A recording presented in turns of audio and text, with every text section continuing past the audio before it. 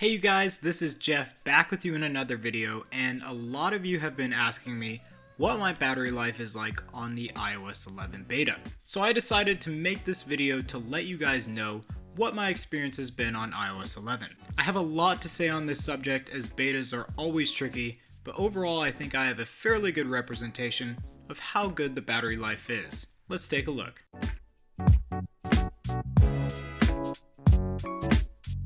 So let me just start off by saying that this is a beta. You can't judge the final version of an operating system on public or developer betas.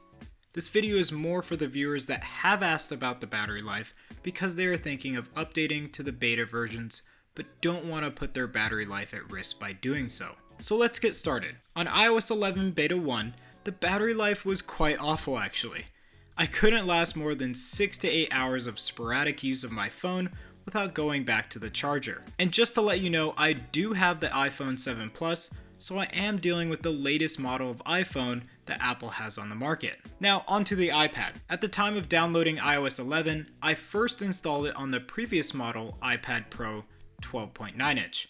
The first beta version was still quite poor on the iPad, and the battery life suffered a lot. So for both devices, it was really just a party with the lightning cables trying to get them charged back up again.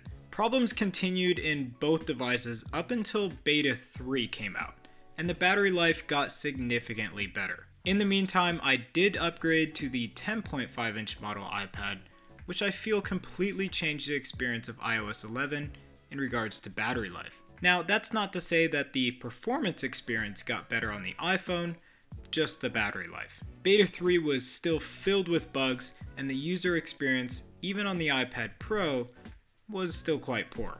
Now we are on to the fourth beta, and things are starting to look a lot better. Performance has increased on both devices, and the overall battery life has done so as well. The battery on the iPhone 7 Plus can last me the entire day of moderate use, and the battery on the iPad lasts all day without any issues. And that does include using the smart keyboard from Apple. Now onto the tricky part about betas. A beta is meant to test performance, battery life, changes in UI, etc. But that doesn't mean that during the beta phase, a user is always going to have the perfect battery life or performance. Betas are meant to root out bugs that might cause these things to suffer, and that's why Apple has rolled it out to developers and to the public.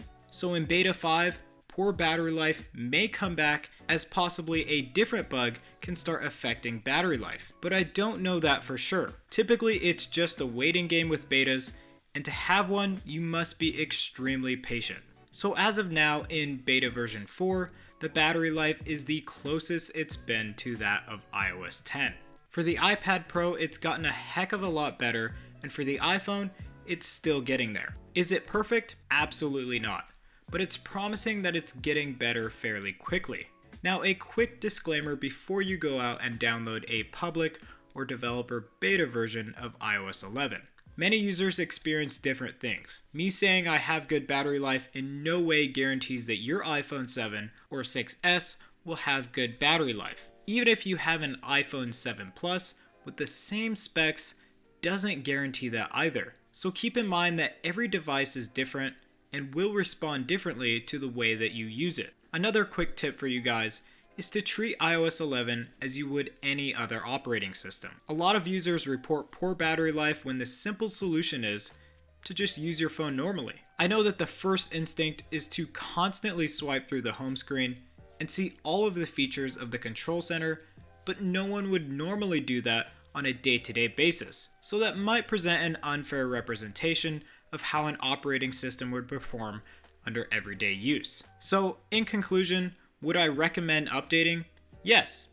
iOS 11 Developer Beta version 4 is the most stable version yet, yielding the best battery life I've seen so far and performance. If both of those aspects are a huge concern and your phone and the apps on it need to be 100% functional, maybe you should hold off until the app developers fully optimize their apps for use in iOS 11 and all of the bugs are worked out. Still, not all of the apps work for me, and sometimes there are crashes which may impede my workflow. So that's about all I have to say on the battery life in iOS 11. I think that the most important thing for you guys who have already installed iOS 11 is to allow Apple to collect your data. They aren't stealing data on your most personal text or emails. They're actually just collecting logs from your device to see what may be causing performance or battery issues and making corrections based upon that data. It really helps them out a lot, and in the long run, it will help you out too. So thank you guys for watching. I will continue to update you on the progress of iOS 11 and how everything is going. If you'd like to see some more upcoming content, don't forget to like and subscribe, and I'll see you guys in the next one.